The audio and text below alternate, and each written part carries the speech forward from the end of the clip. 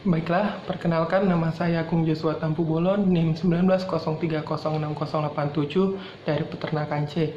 Nah, di sini saya akan menjawab UAS produksi ternak unggas.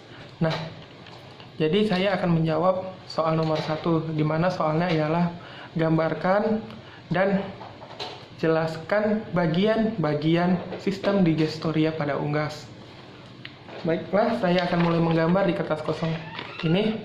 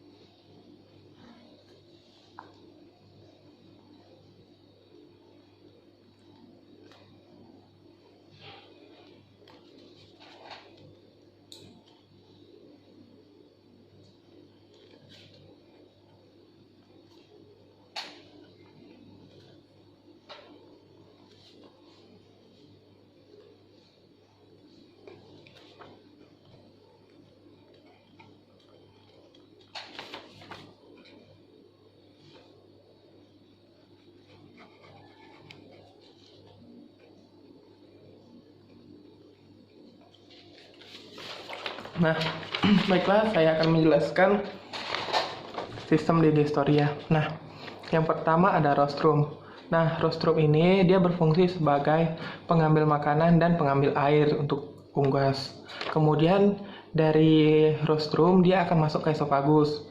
Nah, di esofagus ini makanan yang dari rostrum akan disalurkan ke crop. Nah, di crop makanan akan di situ sementara dan akan dihisap sari-sarinya.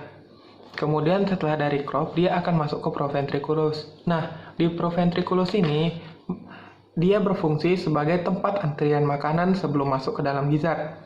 Nah, gizzard sendiri berfungsi sebagai tempat penghancur dan penggiling dari makanan serta penyerap sari-sari makanan.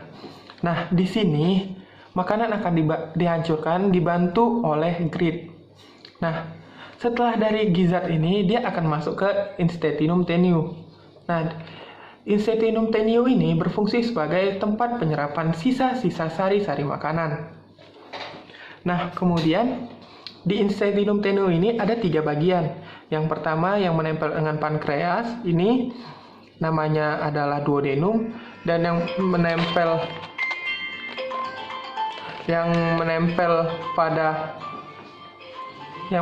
pada 2 bagian ini dia adalah jejunum dan ileum. Kemudian setelah dari situ dia akan masuk ke seka. Nah, di seka ini dia akan terjadi penyerapan sisa-sisa sari makanan.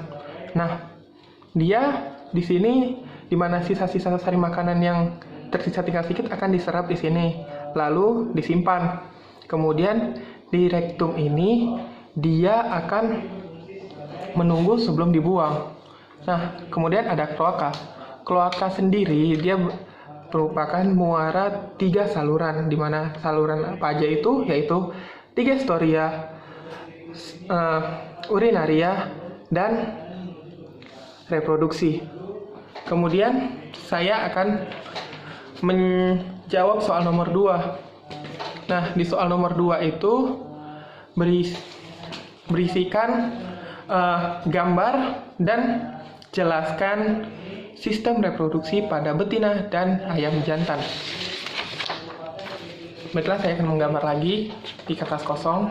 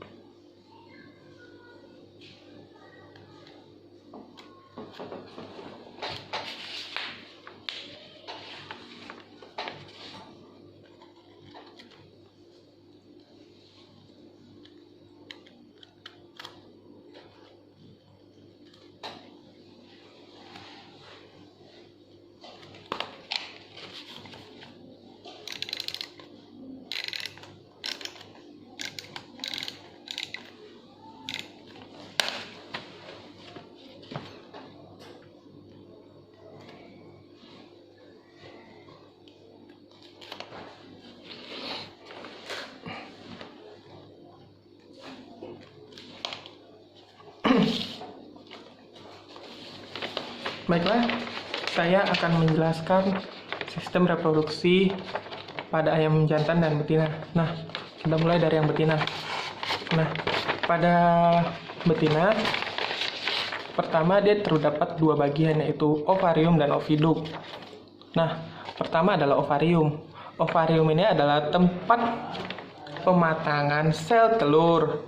Nah, setelah sel telur matang, dia akan masuk ke infundibulum. Nah, di infundibulum ini dia berfungsi sebagai tempat penampungan sel telur yang sudah masak.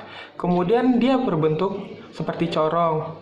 Nah, kemudian setelah itu si yolk tadi yang telah masak itu dia akan masuk ke magnum. Nah, di magnum di sini akan terjadi proses pembentukan albumen. Nah, albumen itu terbagi atas 4, yaitu kalaza, kemudian tin albumen, terus outer tin albumen, sama tin white albumen.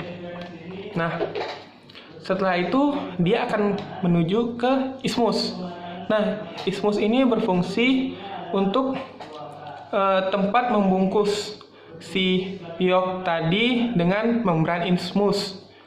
Lalu setelah dari isthmus, dia akan masuk ke uterus. Nah, di uterus ini, si yolk tadi yang sudah dilapisin oleh albumen, dia akan dibungkus oleh membran kerabang.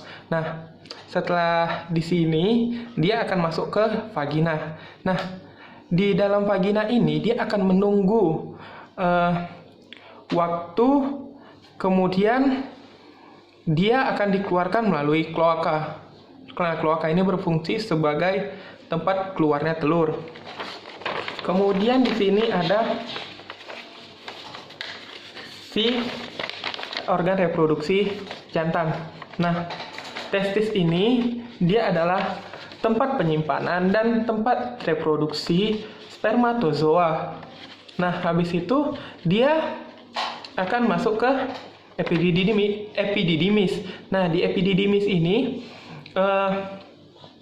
spermatozoa akan disalurkan ke ductus deferens. Nah, di ductus deferens ini dia adalah tempat penyimpanan spermatozoa dan tempat pematangan spermatozoa itu sendiri. Nah, di sini dia akan menunggu sampai si ayam tersebut ejakulasi. Kemudian sperma tadi akan dikeluarkan dari kloaka.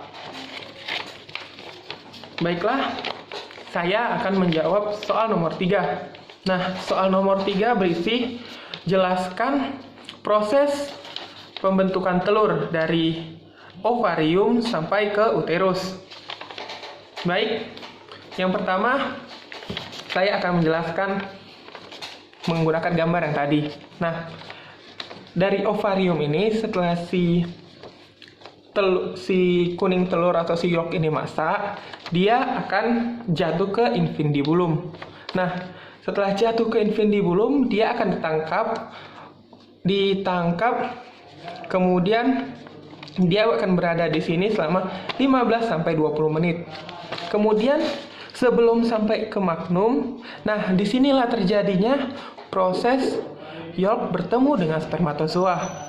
Nah, di sini disebut juga dengan inisial simpang magnum. Nah, di simpang magnum ini, jika spermatozoa sudah ada di situ, maka telur akan fertil. Sedangkan jika spermatozoa tidak ada, dia akan infertil. Kemudian setelah dari simpang magnum, telur akan masuk ke magnum. Nah, telur yang tadi, dia akan dibungkus oleh albumin. Nah, albumen itu kemudian akan membentuk 4 lapisan, yaitu thin white albumen, terus outer thin white albumen, dan kalaza. Kemudian setelah dari magnum, dia akan masuk ke isthmus. Di isthmus inilah terjadi proses pelapisan lagi. Nah, di isthmus dia akan terjadi. Nah, sebelum itu di magnum dia akan diproses di sini selama 3,5 jam. Kemudian setelah masuk ke isthmus, dia akan diproses selama 1/4 sampai 1,5 jam. Nah, di isthmus tadi saya lupa menjelaskan, di situ akan terjadi pembungkusan lapisan membran isthmus. Nah, setelah dari isthmus tadi ini yang seperempat sampai satu setengah jam tadi, dia akan masuk ke uterus. Nah, di uterus inilah terjadi proses pembentukan si kerabang itu sendiri. Nah, di uterus inilah dia terjadi pembentukan kerabang itu yang paling lama. Di sini bisa mencapai 18 sampai 21 jam. Kemudian si telur itu akan masuk ke dalam vagina. Nah, setelah di vagina, dia akan menunggu keluar, bisa jadi sampai beberapa menit atau beberapa jam. Lalu dia akan dikeluarkan melalui kloaka. Baiklah, kemudian soal yang keempat, saya akan menjelaskan tentang proses sintesis yolk dan sintesis kerabang. Nah, yang pertama itu adalah sintesis yolk. Sintesis yolk sendiri, dia mengandung 50% air dan selebihnya protein dan lipid dengan perbandingan 1:3. Kemudian, sintesis itu terjadi di hati di bawah koordinasi granola, petrin, dan steroid. Nah, setelah itu menjelang pertumbuhan folikel, yaitu 15 jam sebelum di dalam ovarium, akan meningkat drastis. Lalu untuk sintesis kerabang sendiri, dia dimulai dari kalsium karbonat. Dia akan disintetis di uterus. Kemudian dia akan bergabung dengan CaCO2 dari darah. Kemudian dengan H2O itu akan dirombak oleh enzim karboksilase. Lalu si kalsium karbonat tadi dan si H2O akan menyatu menjadi CaCO3. Nah, kemudian disitulah proses pembentukan kerabang itu selama 18 sampai 21 jam. Baiklah, saya akan menjelaskan soal nomor 5, yaitu penyebab dan gejala serta pengobatan dari penyakit avian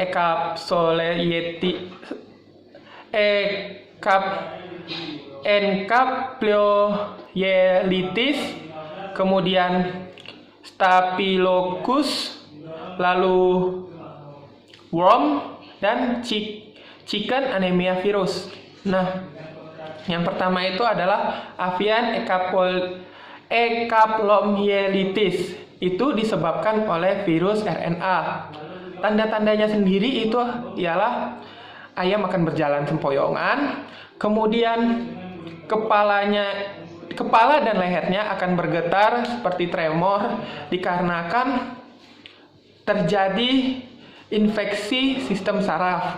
Kemudian untuk pencegahannya, dia diberikan vaksin ayam pada umur 10 sampai 15 minggu. Kemudian untuk yang kedua itu adalah Staphylococcus. Nah, Staphylococcus ini dia penyebabnya itu adalah infeksi bakteri coliform. Nah, tanda-tandanya sendiri ayam akan mengantuk, terus pusar akan meradang seperti kudis.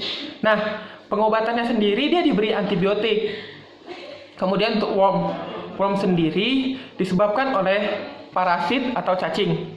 Nah, gejalanya itu produksi serta berat badan si ayam ini dia akan menurun secara drastis.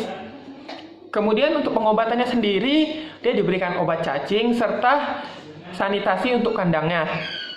Kemudian untuk yang keempat itu ada chicken anemia virus. Nah, chicken anemia virus ini dia disebabkan oleh virus CA grup clovirus. Nah, gejalanya sendiri adalah kekebalan tubuh menurun.